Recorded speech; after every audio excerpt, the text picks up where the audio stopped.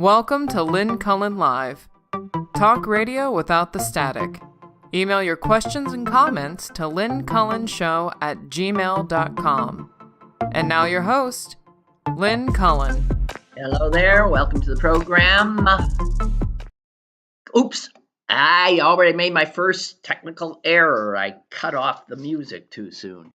How you doing? Hello. Blah, blah, blah. It's Tuesday. That means Susan's here. Susan, hang on. I got to get over to the right. There you are.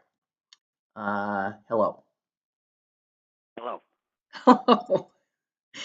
You know, nobody appreciates all the stuff I'm doing here to get this. I do, and I am exceedingly proud of you because I know you. And I also know that this proves what I have learned as I keep learning new things myself, that we can all continue to learn new things, and especially things that we've told ourselves, I'll never be able to do that. Well, there you go. That's Good true. for you. That's true. But it's funny. And we have our let's just say older than usual stand-up comic listener who just decided to get out there and do something that she'd never done before. Yeah, right. You're doing stuff you've never done before. You know, it's how one keeps living. That is correct. And at least keeps living with any kind of interest. Yeah.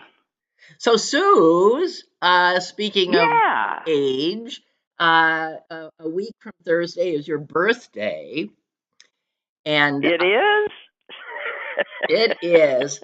You know, not that I'm necessarily keeping track, but it turns out that that Rich in the North Hills is keeping track, because he sent me a note saying that he's aware your birthday is July 31, and he had a suggestion that because it also happens to be the last Thursday of the month, it has become this new designation of Throwback Thursday, meaning that we just don't talk about you-know-who or any of that crap.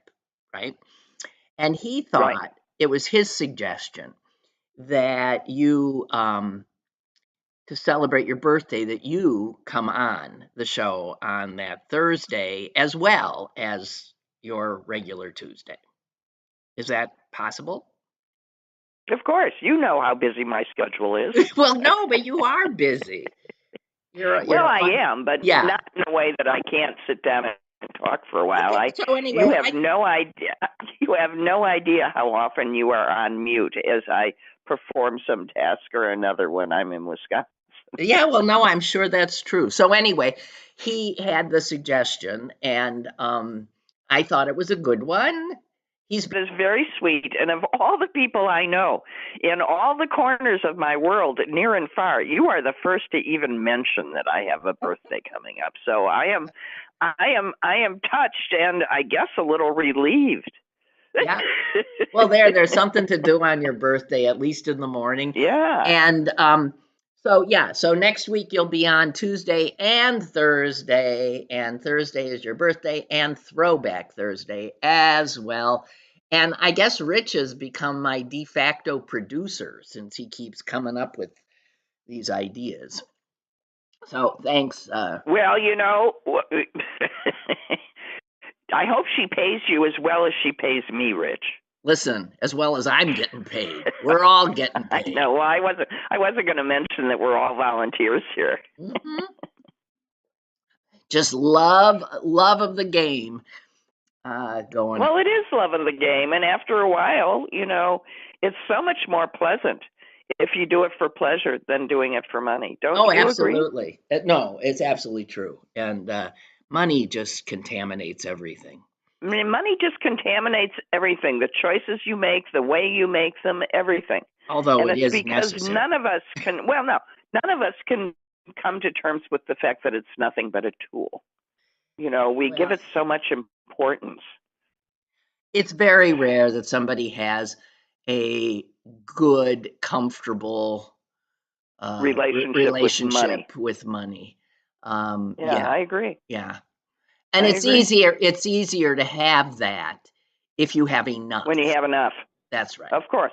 So if you don't have enough, obviously the relationship is going to be filled with Well, it's anxiety. easier to push the food around on your plate and not find it, to your taste if you aren't starving to death. Yeah, indeed. So anyway, whatever. So that's okay. All that is taken care of. Good. I don't know, Susan. I got a. Can I tell you a nice people story just because it makes me smile? Oh, sure. And it's a benign little no big deal story. I had company all week that included the partner of a friend of mine who is a surgeon from Brazil. Yes, I know. And his sister and his nephew were visiting. His nephew is a third-year medical student and was doing an externship at the hospital where Marcelo works. But anyway, Marcelo had to be in Chicago and report to his consulate, and because he holds dual citizenship, and I think there's reporting requirements for that. So he was in Chicago to do that, and wanted to take the train into the city rather than drive. And so he and my friend walked to the station because he wanted to practice. So he knew what to do. Oh, okay. So this was a dry run to the station? Yeah, just a dry run there. You walk into a subway station, if you don't know which way you're going and which direction your train, if you're like me and always turned around, and once you get in the building, you don't know which way the train is heading, these things can happen. I think it was a smart idea. Anyway, he goes in. He's looking befuddled, and there's a woman in the information booth, and he tells her what he wants to do. That woman comes out of her information booth, walks him over to the place where you buy tickets, which is now all automated, tells him, quizzes him as to what his business is, tells him the right ticket to buy. So you push this button, then you push this button, then she tells him, okay, now you try. And then she goes, now you do it again. I want you to absolutely know how to do this. And then she walked him down through into the train and pointed out which direction he was going to go, and then got him back up. Well, and they were just looking at her like like an angel had appeared. And what was this? And they're in a big city, and why are they being treated like that? And Marcella just said, "Can I give you a hug?" And she said, "Sure." And he gave her a hug, and off they went. And the next day, he went off to the city all by himself with great assurance and came back. Well, it's odd because she essentially treated him almost like a child, right? Like a child, and saying, "Now do it again, so I know you can do it." It was so solicitous; it was almost strange, and I'm wondering if it's. But if you know Marcelo, I think it's absolutely appropriate. Because he's a good-looking man, and yeah. And he speaks with a very thick accent, and she wanted to make sure that he knew what was happening. Well, but it was very sweet, and I mean, they were just shocked. And I said, nah, it's the Midwest. It's the Midwest. There's a lot of very lovely people here who are just. Well, it's there's something sad about the fact that a person behaving. That's a noteworthy story. Yeah. Yeah. There's something a little sad about that. Leave it to me to find a negative spin. No, but Chicago was very nice this little trip here, that people stopping to talk. I think people are so upset about the macro world that they're going out of their way to clean up their micro world. Do you know what I mean? Well, you don't know that. I don't know that, but people stopped to talk to me on the sidewalk when I was out, like picking weeds and stuff. Yeah, it was just a slightly different sense here. Well, Well, I'm glad you had some. It's just good. I think it's probably just serendipity that you were encountering these nice little events. I wouldn't, it's too I, small a sample. to link together into a larger thing. No, it's Okay. too random. I am so searching for you know for patterns of goodness rather than the horror. So No, that's but so all. just something nice happening is is good. All good.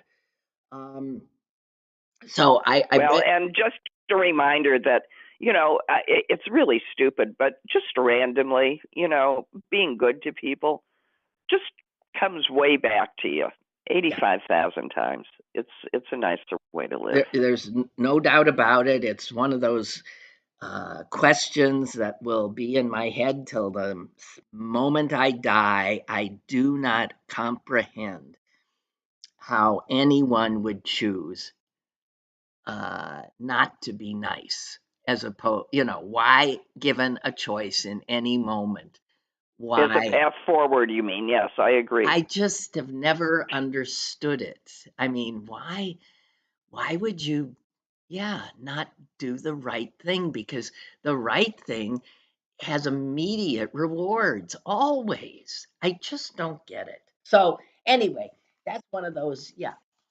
who the hell knows? So I saw, this happens often. Well, not often, where you read a headline and it intrigues you because you've sort of misunderstood it. Um, Oh, right. You read it. You read it. Eat, shoot, well, I don't know. release. You read, no, it can be a number of things. It's like even you can read a word incorrectly too, like that. Right. Yeah, right. Yes. Um, so uh, th- this headline says it wasn't. It was the subheading that got me, but the bigger headline is consciousness expansion puts species at risk.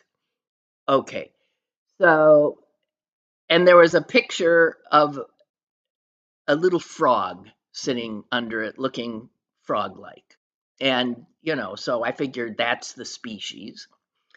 And then the subheading was Sonoran desert toads may be in decline because of increased interest in psychedelic drugs. And I thought, what? You mean that sleepy looking little fellow and his kind are into getting high? No, I think they're used to get Of high. course. But that's not what I initially thought. I thought all of a sudden I knew exactly what you thought because that's what I thought too. but that Sonoran desert toads were saying, "Hey, We're like, I, well, they were just chomping on something and then yeah." lying around totally stoned and not finding that a deterrent. Well, you know what? I remember doing an interview a gazillion years ago with a a psychopharmacologist, I think, and who had written a book. And he said, where humans first found psychoactive drugs, they found them by watching animals who had found them. So they watched as animals ingested something and then looked to be having a good time, and so then humans would try it. And he had a bunch of for instances, none of which I can remember, but yeah. Well, I can give you, for instance, Okay. I had a persimmon grove in my home in St. Louis. It was just a natural occurring grove of ancient persimmons, and every fall they would the fruit would ripen and they would fall, and the birds would start eating them. And as they fell, they fermented, and they were wine. And Yeah. these birds were getting drunk, and they were flying into my house. They were lying around. They I were. watch that every year. If from the first time they when they from their freshness to their fermented state, You could absolutely tell which place the persimmons were in and the effect they had on birds. It was very interesting. Okay, so there's that. So anyway, yeah, it turns out that these poor Sonoran desert toads, a sleepy-looking little fellow here, they're within a few decades, actually since 2014, when word got out that when they get upset, they secrete a powerful psychedelic compound from their skin glands, and that got publicized. And these guys are almost wiped off the face of the earth already. You mean people pick them up and upset them and then yes, upset them to death? No, they're being especially in Mexico. What happened is foreigners were showing up in Mexico and looking for these toads, where that's mostly where they are, and they understood. Oh my God, there's tons of money in these things. So it says Mexican ranchers just started, just gobbling up everything. They pick buckets and buckets and bags of these toads to sell to people, and then in the United they were supposed to breed them and then sell them. Well, they listen. Then in the United States, this the secretion, they know what it is. There's a lab in Madison, Wisconsin, where they do research on these psychedelic stuff that might have good medicinal purposes, and they're aware of this. They've given it a not cool name, 5-MeO DMT, and that became a Schedule 1 drug. Substance. So the FDA said it's a controlled substance. It is out. You cannot, there's no known medical use. You can't touch it. But this all happened in the last 10 years. But the people who were into the high from it immediately decided that they created religions that right. They use this as part of their as a sacrament. Yes. That's right. Yep. And so in the United States, a bunch of groups, RITES, right? They secured a legal carve out under the Religious Freedom Act. This is one of the things that all these right-wing Christian nationalists have begotten. They think these acts and these things they do are just so that they don't have to, make a cake for a gay couple. Well, no, others can find good uses for the Religious Freedom Restoration Act. And these toads are almost gone. And because it's humans, as usual, doing their thing, destroying everything, these toads eat tons of crop-eating insects. And so, they were a natural aid to the agriculture. It's just ridiculous. Oh my God. So there you have it. Okay, this is our daily "We Hate Humans" segment. Well, we are the worst. Yeah, I know. Humans make everything worse. We are capable of greatness and wondrousness, but as a species, what we've done to the world is nothing but damage to the natural world. Wouldn't you agree? Oh, yeah. Well, it's the voraciousness of our appetites and the number of our various appetites. Nothing can survive it. We're just a band of locusts. True. I don't hear anyone disagreeing. Okay. So, Suze, I want to tell you, I don't have a lot of, easy stuff. That was it. The dead toads was my happy story. I'm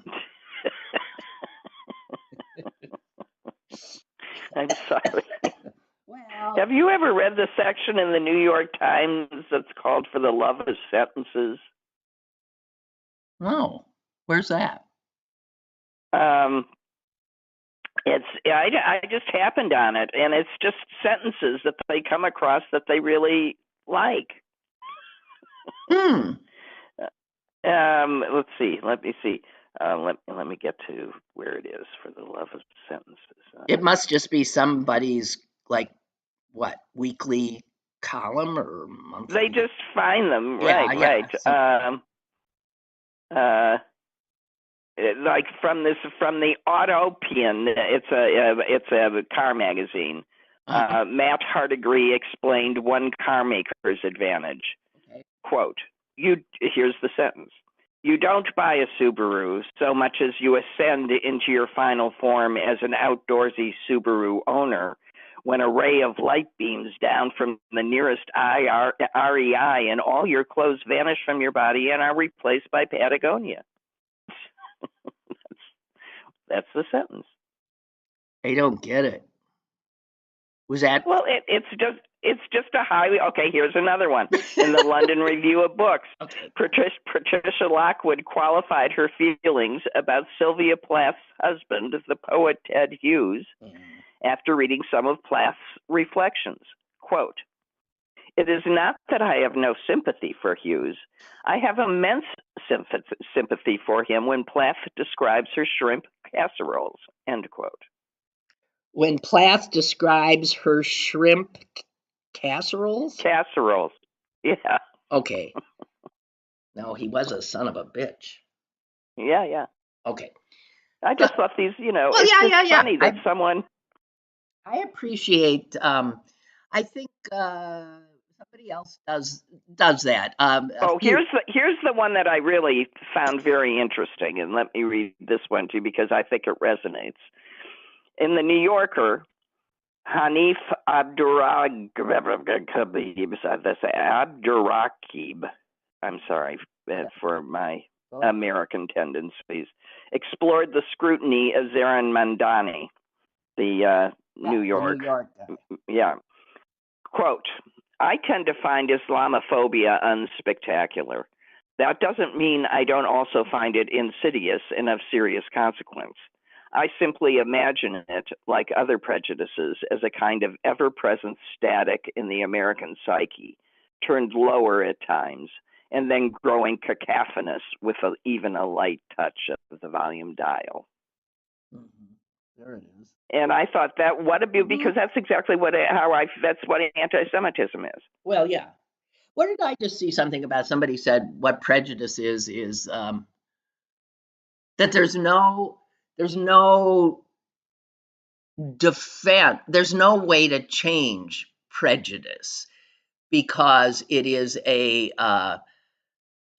because it's essentially insanity. It's a total I can't remember exactly, but it's true because a prejudice is thinking something that is not true. No? Not necessarily. Not necessarily. So I'm not remembering this exactly right because it was right. Okay, here's what I want to say, given all of whatever we're babbling about here. I happen to be looking at some drawings, and I find them. Are they artist initials DT? Yes. And although he hotly said, I never. What did he say that was so funny? He said that he didn't. I don't draw. Yeah, I didn't write a drawing. I've never written a drawing. I didn't write a drawing. Right. That's what he said. I've never written a drawing. So I'm looking at these drawings that he never did, all of which sold in charity auctions. And I must say that of all I was shocked by them. Of all the things, he's not bad. No, there's something sort of delightful about them. And if I didn't know, I mean, if I could just rattle off that, I mean, they look so easy, But the fact that this guy, who I have nothing but contempt for, um, it bespeaks This is the thing he can do.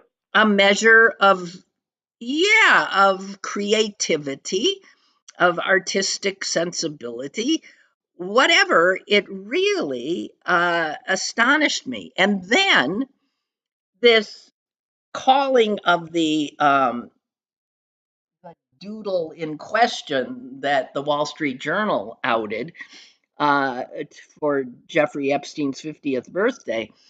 I've been amused by the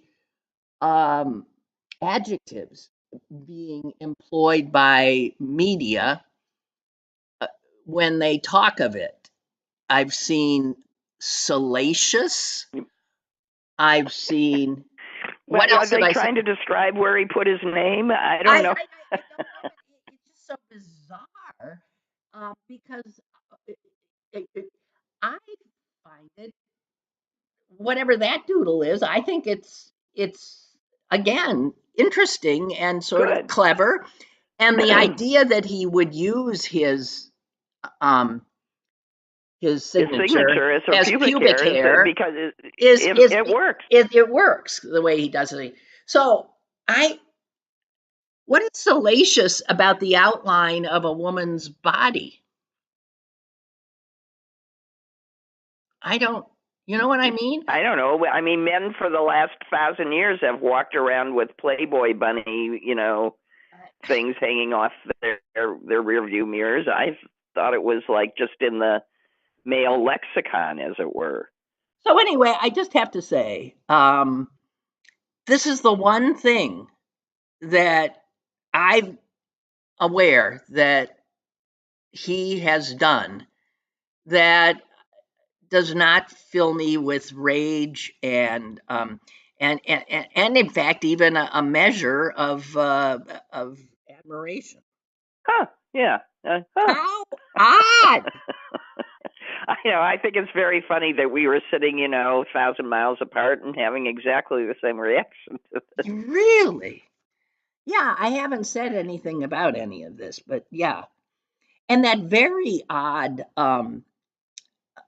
this signature of his that we see on all those executive orders, I'll never look at it again without thinking pubic hair. Pubic hair. Yeah. There's Pubes himself. Yeah. All of those, like, really, all through the National Archives, all that pubic hair.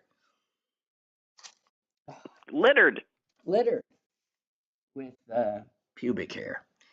So there's all that. Has ever any president, for all the wrong reason, I mean, we got taco, we got pubic hair,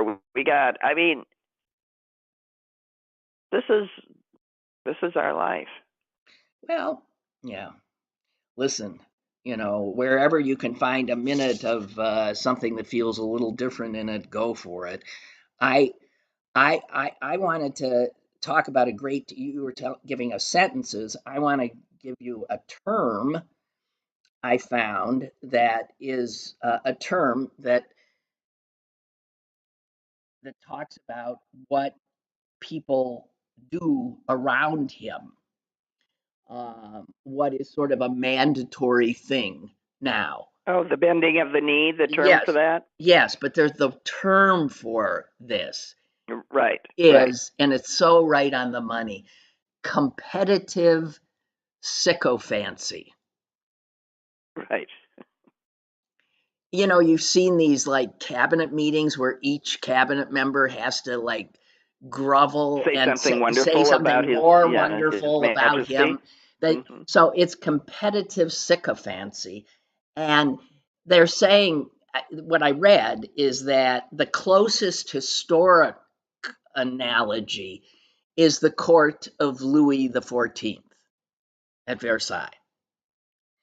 And here is an excerpt from a memoir of a duke who spent a lot of time at King Louis's court.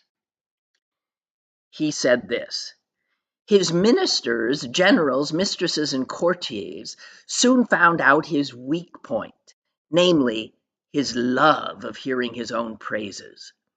There was nothing he liked so much as flattery, or to put it more plainly, adulation. The coarser and clumsier it was, the more he relished it. That was the only way to approach him. If he ever took a liking to a man, it was invariably due to some lucky stroke of flattery in the first instance, and to indefatigable perseverance in the same line afterwards.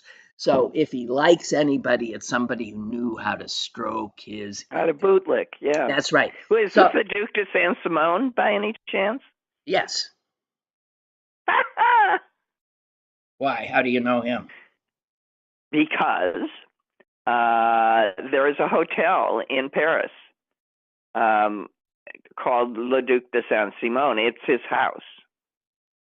And it's turned into a hotel. And my husband and I, on our first trip, on our 15th wedding anniversary, stayed there. And he was the gossip columnist of the court. Okay, so yeah, so that is who it is. Yeah, the Duc de Saint-Simon.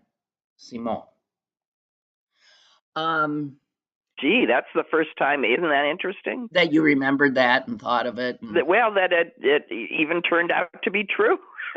Yeah. Hey, we've got, let me see.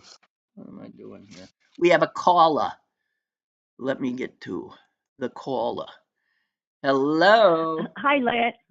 Hi, this is Ellen calling. Hi, I so enjoy your Tuesdays with you and Susan, and I just wanted to preface my comments with that. But my husband yesterday shared with me a very recent Rob Rogers cartoon, and if you can find it, please go look for it. But it has Trump drawing a naked woman, and each frame shows, additions, and it looks, for as very much like it's going to be a naked woman, but the last frame it shows it's a dog.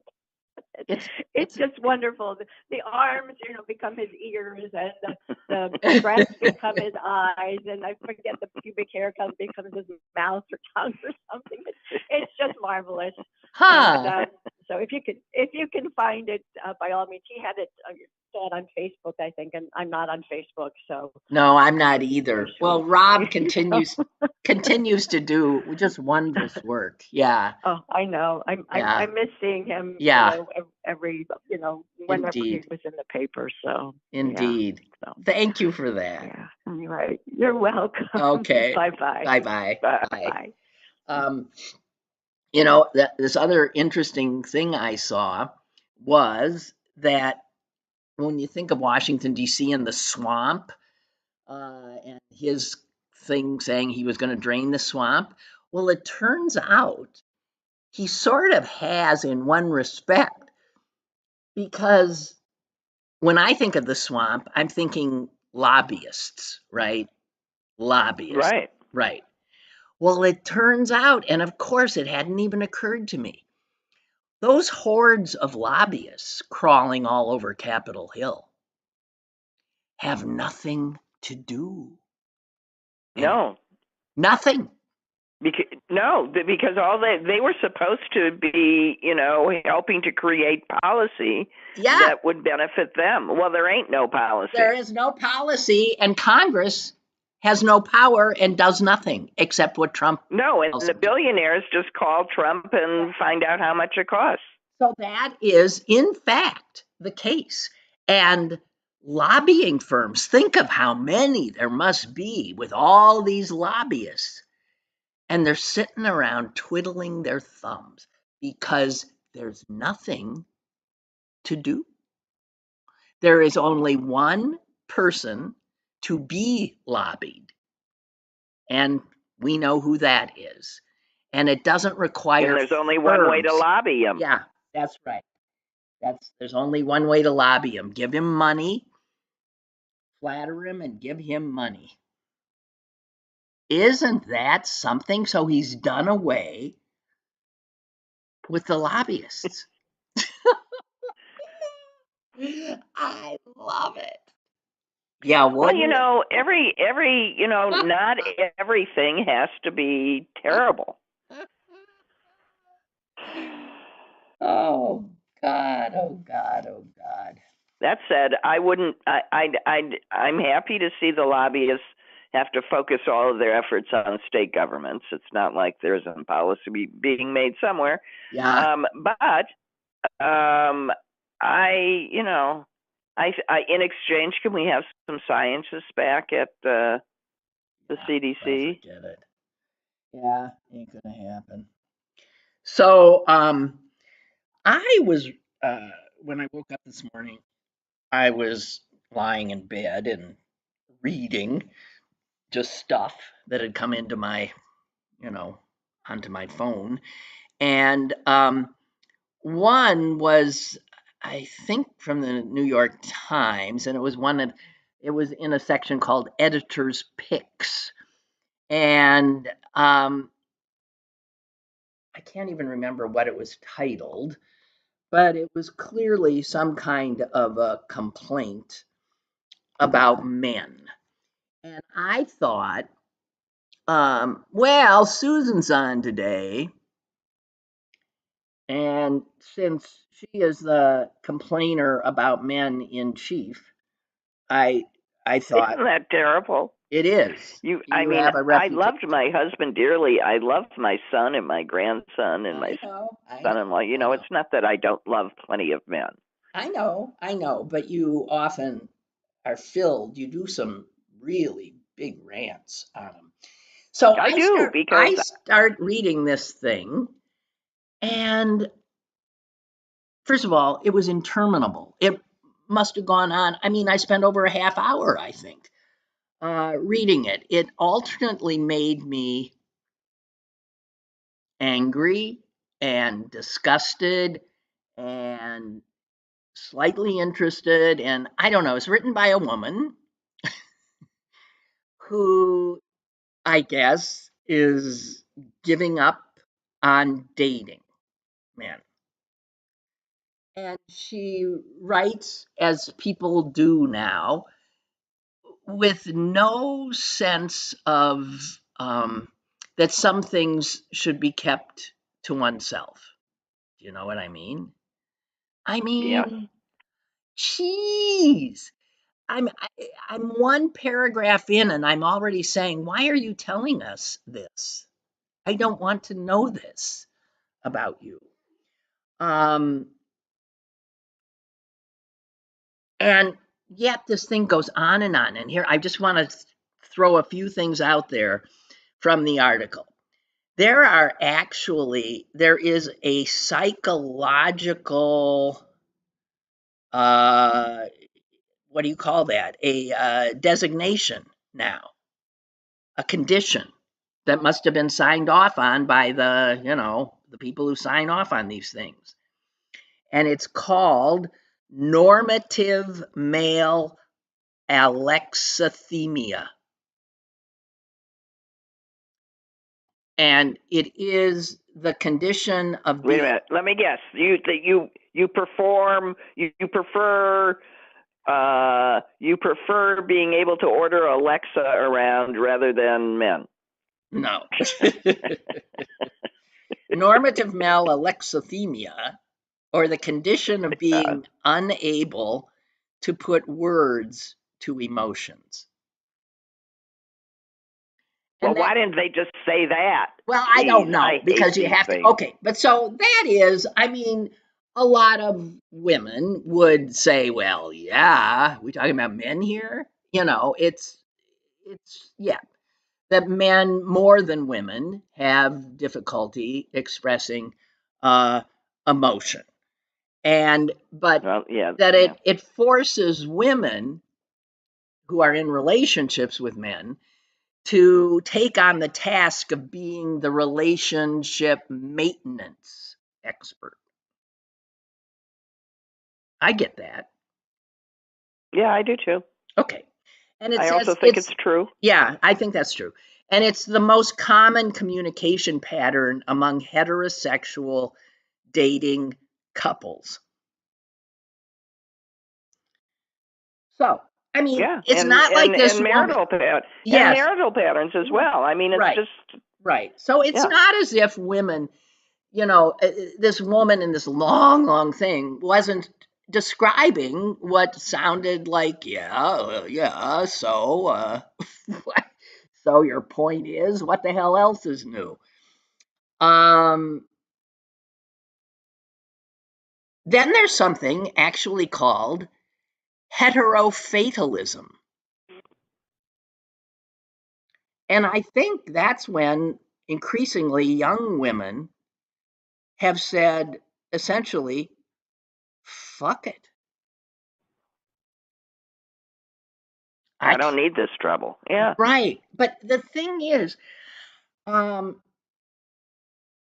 the she human says, race needs a little bit of, there's got to be something in between this, but, between all or nothing. And that's, fostering better relationships, which is so clearly an option when I look at how much better a job the men of of my children's generation do to their fathers. I mean, my son's parenting bears absolutely nothing in common with his father's style other than what he could glean from 2 weeks or, on vacation every year.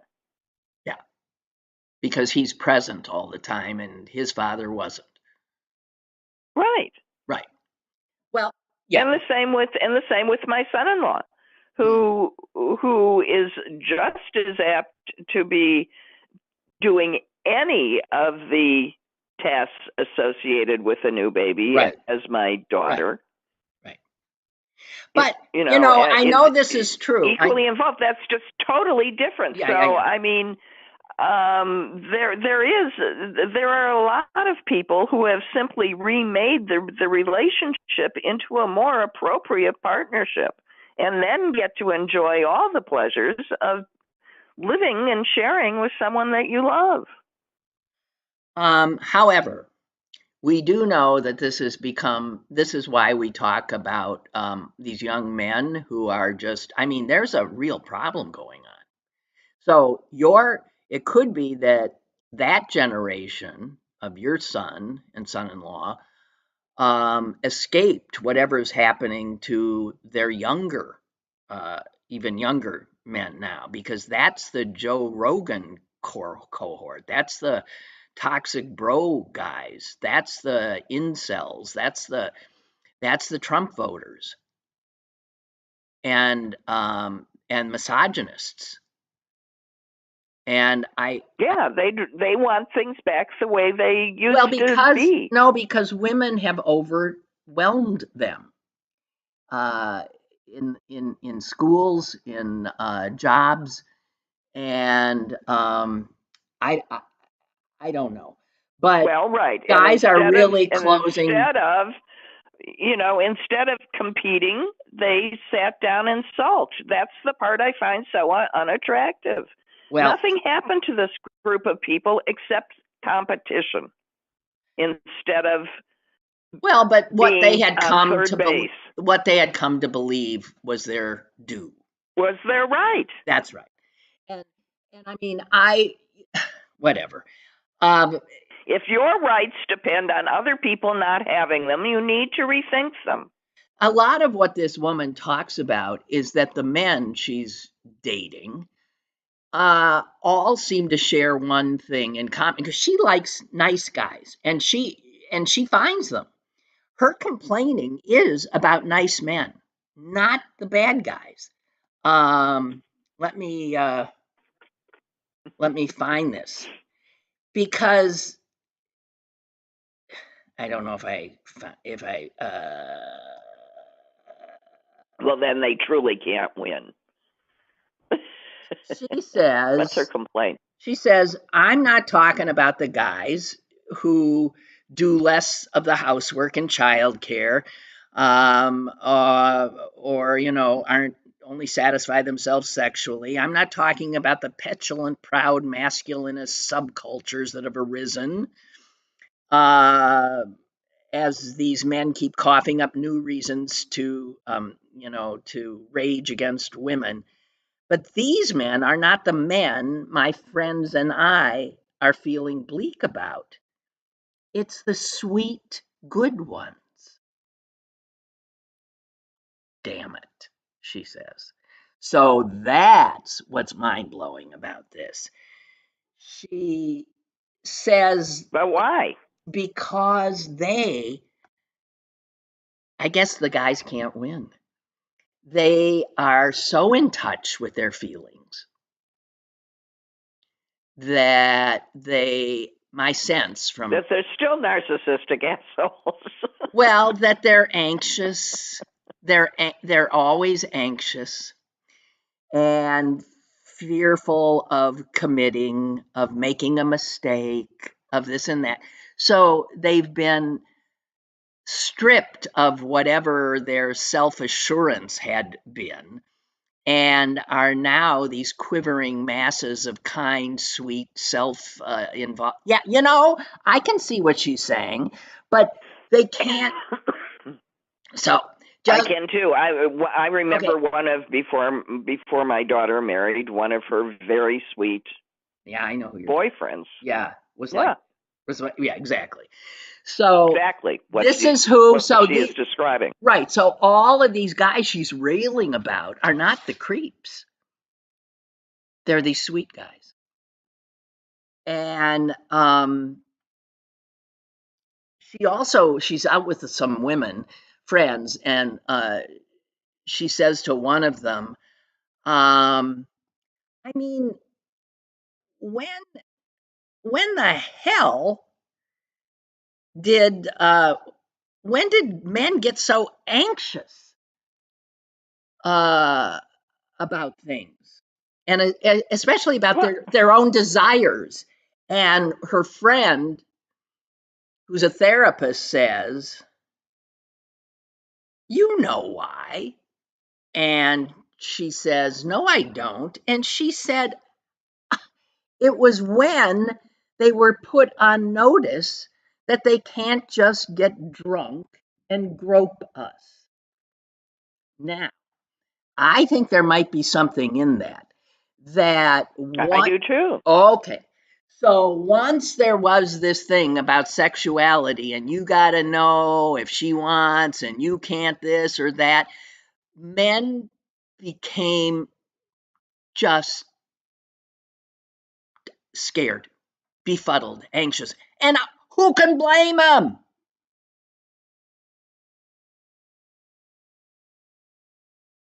Well, okay. I said, first of all, I'm that might be a component. There's another more rational explanation than it's when this happened.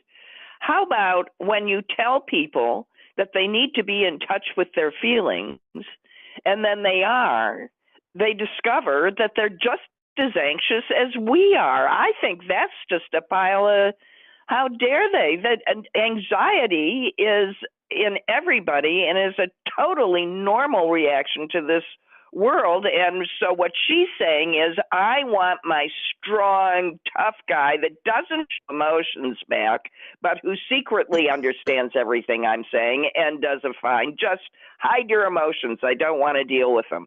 Shame on her. Oh, dear. Well, so none of these young people are ever going to get together, I just want to say. No, but if that's what it is, I'm disappointed. I thought we were going to get something. I think that's just wrong and pretty awful. Well, listen, that is like one little anxious. bit. That's the proper thing to be. Don't get all freaked, because I'm not. That was just one little thing in this endless piece. Okay, I'm not getting all freaked, but I am saying that one little thing I don't buy. Hey, Milton, thank you. Milton sent me Rob Rogers' cartoon. It's a riot. It is a riot.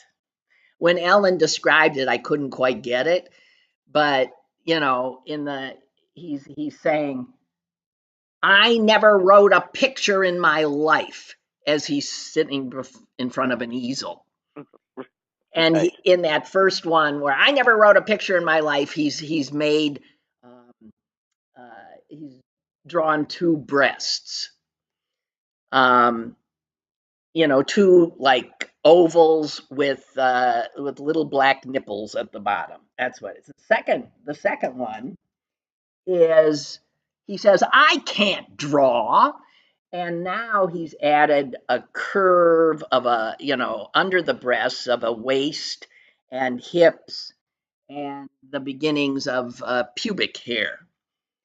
And the third frame says, and certainly not a nude lady for Jeffrey Epstein, as he adds arms off the boobs. And then the final one is, the Wall Street Journal is a lying dog. The arms he added have turned into the dog's ears. The boobs are the dog's big eyes. The hips are the dog's muzzle. The pubic hair is the dog's nose, and he's added some whiskers, and there's a dog. It's very cute. It's very cute, but it definitely started out as a naked woman. Just saying. I never wrote a picture in my life. Oh. Well, Susan, if you come upon that, New York Times, read it. Because there's stuff in there you would agree with, and no, I'm sure that there's stuff that I would agree with. I just don't agree with that piece about anxiety. I think it's totally unfair. And I think that anyone that isn't anxious, man or woman, in this current world is that's wrong. Okay. Well, I was always anxious. It's why I became. I'm anxious. I think anxiety is. Mother put me in the hospital when I was 6 years old because I was always sick to my stomach. That was nothing except anxiety. Well, sure. Well, we know that now. Yeah. They didn't know from anxiety when we were kids. No. Well, how come we were all insane? Okay, so. Yes. So that's why I take issue with the anxiety piece. Okay. So one of the things that Trump's been trying to change the subject all week was the dump. Was this yesterday of the Martin Luther King Jr. assassination files? Right. And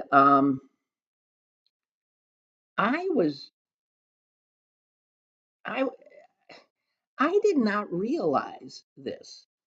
I did not remember that the family and most of the Black community did not think that James Earl Ray killed him. I did not realize that. I remember that there was a lot of at the time. Well, it says here that the King family always felt the FBI was involved in the assassination. And numerous civil rights leaders told the Washington Post in 2018 that they did not believe Ray had killed King. And King's son, Dexter, actually met with Ray in prison to tell him that the King family believed in his innocence. The late civil rights leader, John Lewis, Representative Lewis, and Andrew Young, and most of King's, the guys around him, have all told the Washington Post that they did not think Ray had shot King. Congressman Lewis said, I think there was a major conspiracy to remove Dr. King from the American scene. I don't know what happened, but the truth of what happened should be made known for history's sake. Coretta Scott King. There's abundant evidence of a major high-level conspiracy in the assassination of my husband. She says that the mafia and various government agencies were deeply involved. Mr. Ray was set up to take the blame. I don't know why I didn't know that. And the other thing I was thinking, there was a sportscaster who I think announced when James Earl Ray died or something during it. He said, James Earl, the man who assassinated Dr. Martin Luther King Jr., James Earl Jones, has died. Or something. At some point, poor James Earl Jones got conflated with James Earl Ray. Right. Well, you can see where that would happen. I think. Right. Anyway, just saying, I don't know how I didn't know that. And now that I read all that, I think, of course, they're right. Of course, they're right. So there's another. There's another. Anyway, Milton says, Susan's nailed it. Our anxiety, when expressed, compounds the anxiety of the women we're interested in. And I can't see the last line, Milton, because it never goes all the way up. Damn it. When you guys do something on chat, will you do 2 returns after your whatever you do? Because for some reason it's getting cut off on my screen, and I'm sure there's a very easy fix which I don't know how to do. Milton also says today's young men have been acculturated to ask permission and to be convinced by the women their interest in that it's okay to be the man the writer claims she craves. I don't not concretely. And he says we literally can't win. See, I think I can see that men just feel like they're just fine. Well, if that's what she's saying, then they literally can't win, and that's not fair. That's not fair.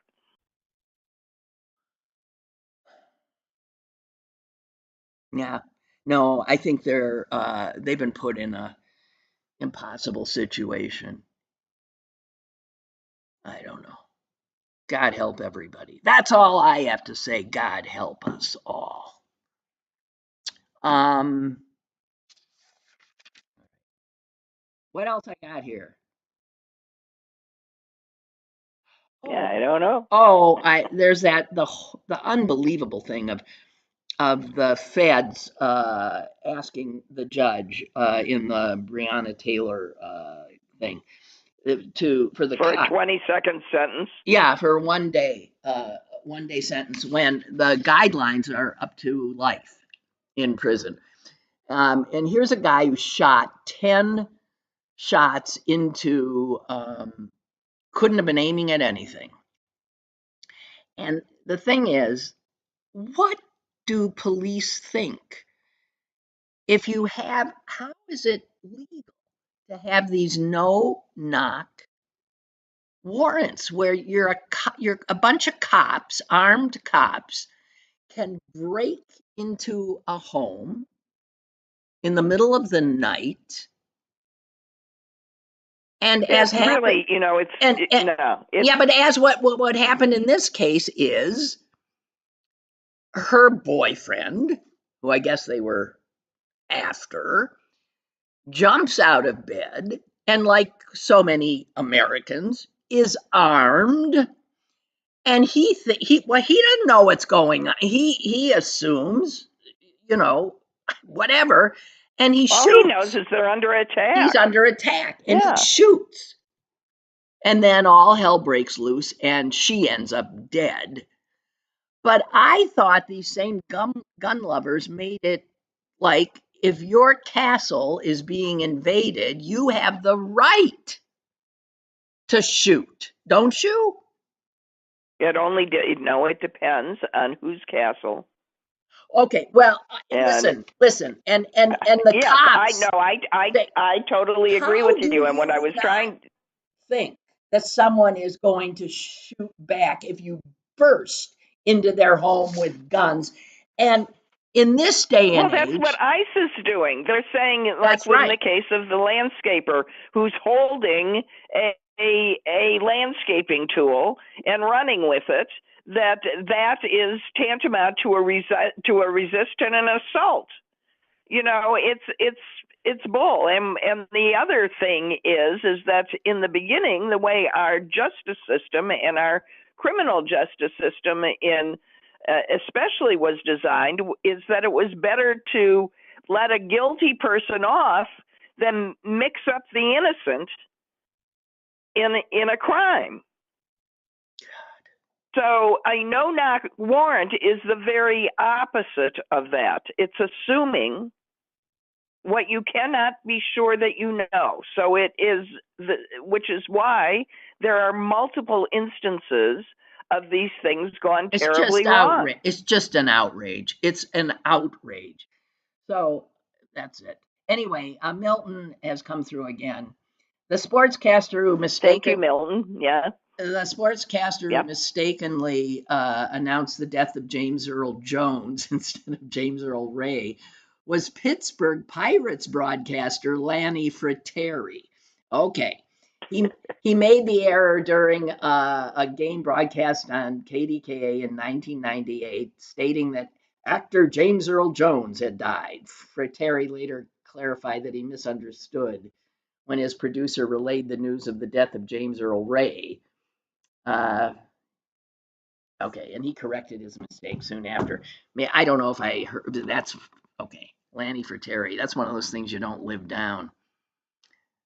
I once, doing election coverage in Madison, Wisconsin, announced the wrong winner for the mayor's race. You do not live something like that down. You are dead. I did not know that. And no, and again, it's the producer. I was told by a producer. Course. And I, breathlessly announced it. God damn it. I hadn't thought of that in a million years. It was like the most embarrassing, one of them. I've had a few. Yeah, I know. You have a lot of Yeah. Okay, so Milton says, our anxiety when expressed compounds the anxiety of the women that we are interested in. And then they resent it despite what they're taught about encouraging us to be more expressive. It just becomes this. Whatever. Yeah, well. Yeah. And that's not fair. If women are demanding that men be in touch with their emotions, and then when they are going, well, I don't like men that are in touch with their emotions. That's right. That's a little unfair, gal. Yeah, if their emotions aren't the emotions they want, apparently. Yeah. God almighty. Okay, well, that's it. We done did it. I think we've raised entitled boys and girls on each side. Yeah. God help them. Okie doke. Yeah. That's it for me. Good luck. That's it for you. Okay.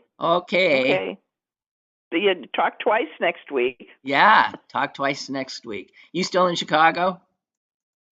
I am hanging up, loading my car, and transitioning yet again. Lynn Cullen Live. Sorry. Monday through Thursday from 10 a.m. to 11 a.m. and archived at pghcitypaper.com. The opinions expressed on Lynn Cullen Live are those of the host and do not necessarily reflect the viewpoints of Pittsburgh City Paper or its advertisers.